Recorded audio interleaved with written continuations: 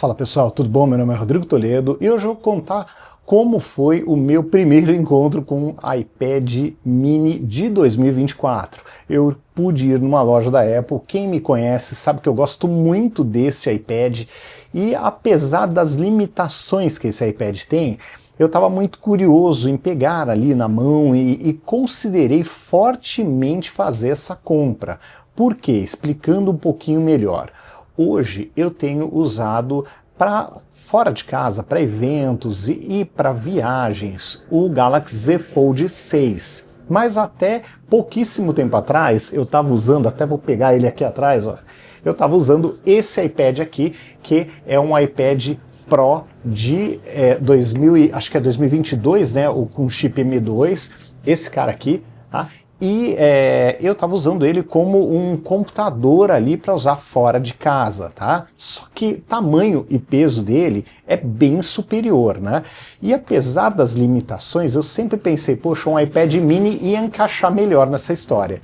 Até que eu fui na loja da Apple para conhecer esse aparelho de perto. E chegando lá, realmente o que chama atenção é o tamanho e o peso. Ele é um pouco maior, sim, do que o Galaxy Z Fold, né? Ele é um pouco mais alto, tem bordas bem maiores, mas ele tem um tamanho agradável, um tamanho que encaixa na mão, com a mão aberta, assim, dá para usar com uma mão só que a tela é uma tela de 60 Hz, o que quem usa já há tanto tempo como eu, telas com 120 Hz, realmente incomoda, parece lento. Tá?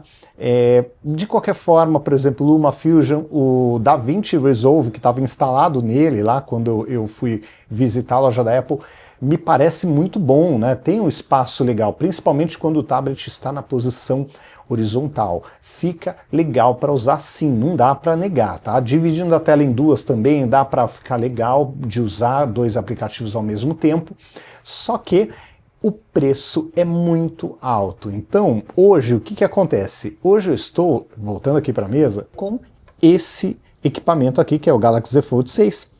Ele tem 512 de armazenamento, tem uma tela que é muito superior, né? A tela realmente, ó, é uma tela de 120 Hz super fluida, não tem comparação com a tela do iPad mini, e a vantagem de poder fechar e colocar no bolso. O iPad mini já é bem confortável, mas esse aqui acaba sendo até um pouco mais confortável.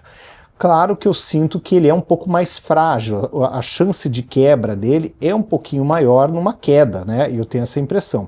Mas, como eu sou um cara extremamente cuidadoso, eu não vejo que isso vai ser um grande problema.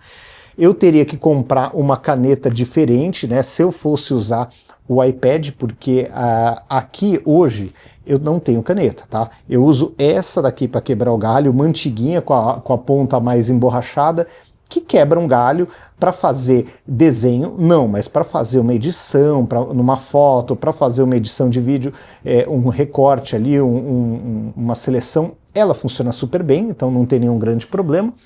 E, em último caso, daria para comprar uma capinha com uma caneta própria para usar nele, tá? Então, existe essa possibilidade, mas, na minha opinião, sinceramente, eu acho que eu não usaria uma caneta com o iPad mini. Então, partindo desse princípio que não seria o foco usar a caneta, e sim fazer o trabalho online de edição de vídeo, uma edição básica de vídeo, né? Uma edição simples também de imagem, mas para fazer uma capinha ou para editar alguma foto que eu tirei antes de subir para uma rede social, tal. Então, eu acho que os dois equipamentos se dão super bem nisso. O grande problema do iPad, na minha opinião, é o preço. O iPad mini é o preço pelo que ele entrega. Então, eu tenho uma tela de 60 Hz, que não é das melhores.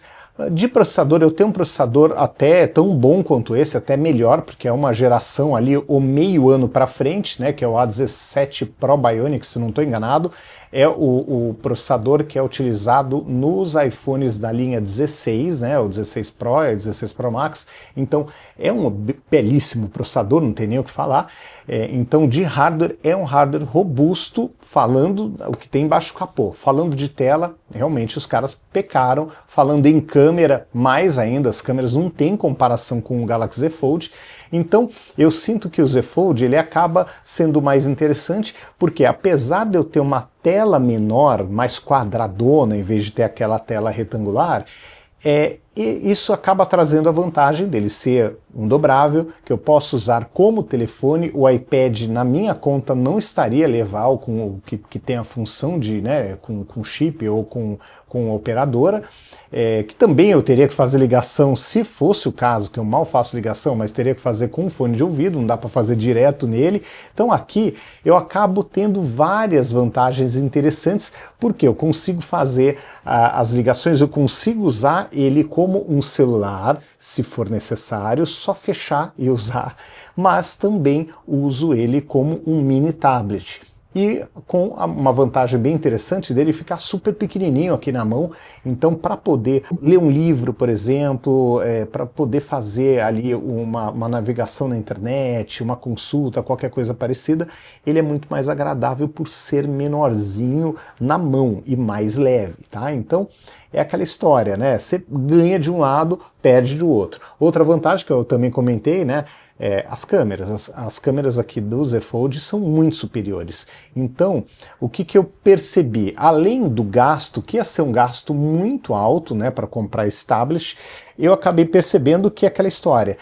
Eu teria que levar sempre mais um Android além do iPhone, que eu sempre saio com os dois, principalmente em viagens e eventos. Eu saio com Android e com um iPhone. Então eu teria que andar com, se eu quisesse editar um vídeo com mais conforto e tal também, eu teria que andar com o iPad mini. Então seriam 3 equipamentos, enquanto que se eu vou, por exemplo, para um evento ou viajar para algum lugar que eu já fui, que eu não vou querer tirar foto com zoom super e tal, eu posso ir só com o Galaxy Z Fold.